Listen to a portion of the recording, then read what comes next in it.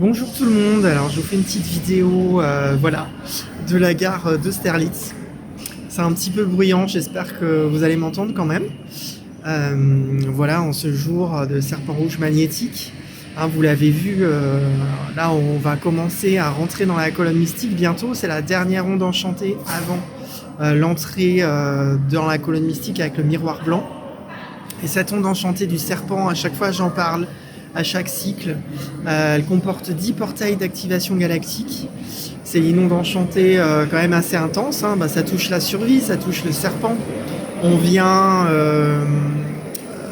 faire tomber les anciennes peaux, si on veut me laisser parler avec les bagages. Voilà, en tout cas moi aujourd'hui, ma journée, là on est le soir, elle a été quand même pas mal marquée aussi par la survie. J'ai eu plusieurs appels téléphoniques avec des associés, et puis là on travaille la survie individuelle, il y a plein de choses là, ça bouge beaucoup cette année 2024 avec le Voyageur du Ciel qui nous invite à changer d'espace, à aller explorer des espaces intérieurs qu'on n'avait pas touchés. Il y a quand même beaucoup de peur, d'inquiétude, de crainte qui se révèle, qui se soulève. On est avec ce magicien blanc du calendrier Maya et le voyageur du ciel rouge, tous les deux dans le cartouche du temps de la sortie, pour ceux qui connaissent bien le calendrier. Et la sortie, c'est l'expression. C'est l'énergie qui sort après avoir été transformée. Donc là, ces dernières années, il y a eu pas mal de transformations. Et donc cette année 2024, voyageur du ciel rouge, et 2023-2024 magicien blanc harmonique va venir exprimer beaucoup de choses. Donc il y a beaucoup de choses qui ressortent chez tout le monde, consciemment, inconsciemment. Enfin en tout cas ça bouge beaucoup. Ça nous invite à nous éveiller à d'autres choses, à nous éveiller à la réalité dans laquelle on est, la vraie réalité, et à vivre avec tout ça. Ça me fait rire. Je suis en plein milieu de la gare, vous faire une vidéo. Je suis en plein singe, là ça m'éclate. Donc voilà. Tout ça pour s'éveiller, pour changer d'espace. Et pour ceux qui ont besoin de changer d'espace, et évidemment, je pense que beaucoup se reconnaîtront aussi dans cette vidéo quand je vais leur dire que pour certaines personnes, il va falloir garder l'espace intérieur, garder l'espace de lumière, rester aligné et ne pas bouger, parce qu'on n'est pas forcément tous amenés à bouger.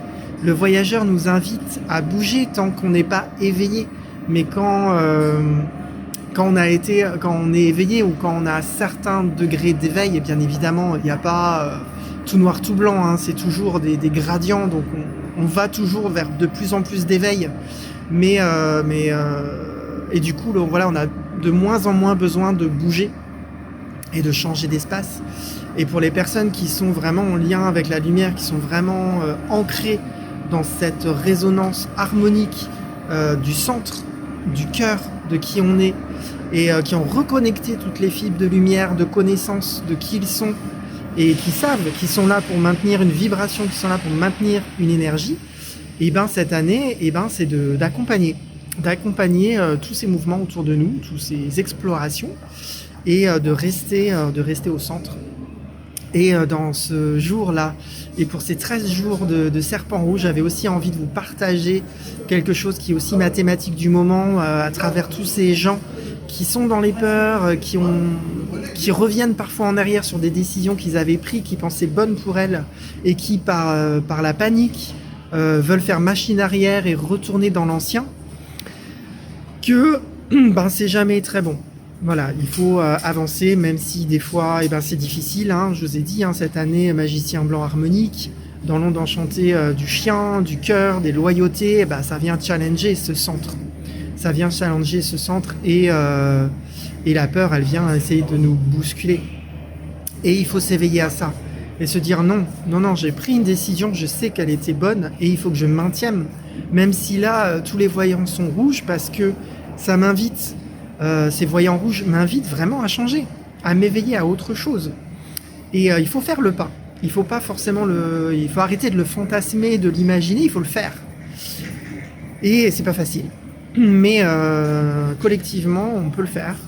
collectivement, il y a besoin aussi de rester solidaire, ensemble. Voilà, quand on est dans une aventure ensemble, que ce soit en famille, que ce soit au boulot, avec les collègues de boulot, avec des associés, dans des associations. Voilà, se recentrer sur le pourquoi, à un moment donné, on s'est rassemblés, parce qu'on ne s'est pas rassemblés pour n'importe quoi. Et se dire, bah voilà, est-ce que ça a besoin de bouger ou pas? Et rester solidaire sur la construction qu'on a voulu faire, si, évidemment, c'est toujours d'actualité. Si c'est plus d'actualité, évidemment, il faut lâcher. Il faut lâcher tout ça et reconstruire avec d'autres personnes. Mais si, à un moment donné, voilà, on a voulu faire quelque chose de beau ensemble et qu'on a toujours envie, et bah, de ne pas baisser les bras, de rester solidaire, de rester ensemble et prendre le temps d'accueillir chacun ce qu'il traverse et de se soutenir dans tout ce que l'on traverse. Parce que le vrai challenge de l'humanité, c'est de se rassembler, c'est de réussir à être ensemble, de réussir à vibrer ensemble. Et c'est pas facile. Et quand dans un groupe, il y a une personne qui est en difficulté, et ben c'est pas forcément toujours de la mettre à l'écart, mais c'est de pouvoir l'accompagner si elle-même, bien évidemment, elle a envie. Évidemment, si elle a pas envie, si elle se sent pas prête, tout ça, évidemment, voilà, faut qu'elle sorte et l'accompagner du mieux qu'on peut. Mais voilà, en tout cas, moi j'ai envie de dresser ce message de survie avec cette tonalité cristal qui nous invite à collaborer et à être ensemble, à être dans cette énergie de fraternité, de se soutenir les uns les autres mutuellement.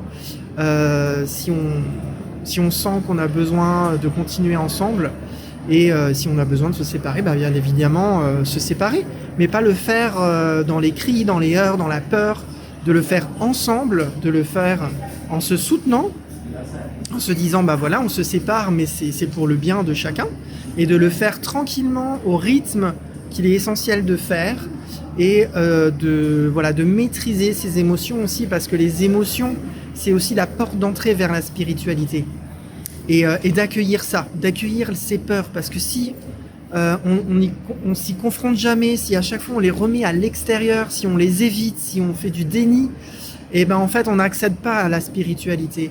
Il faut accueillir, même si c'est désagréable, comme je dis toujours, des émotions, ça nous tue jamais. C'est pas agréable, c'est pas bien dans le corps, on se sent pas bien parce qu'en fait on n'apprend pas, ou on veut pas apprendre à se reconnecter à ce véhicule qui est en fait un outil, un super outil de développement spirituel, mais encore faut-il accepter aussi que parfois c'est pas agréable, et aller accompagner le corps et les émotions. Il veut défoncer le distributeur. C'est la deuxième personne là depuis tout à l'heure. Bon, je sais pas. Je sais pas ce qui se passe avec le corps, mais ça bouge. Voilà. Je vais m'arrêter là. J'avais juste envie de vous partager ça, cette sagesse des Mayas, qui est ma compréhension personnelle, et que j'applique du mieux que je peux, et en tout cas qui m'apporte moi beaucoup de choses sur un plan d'évolution spirituelle, et que je souhaite à chacun et à chacune et à tous. Voilà, je vais aller peut-être prendre mon train quand même, j'ai un petit peu de temps. Et puis je vous retrouve dans une prochaine vidéo. Allez, à très bientôt.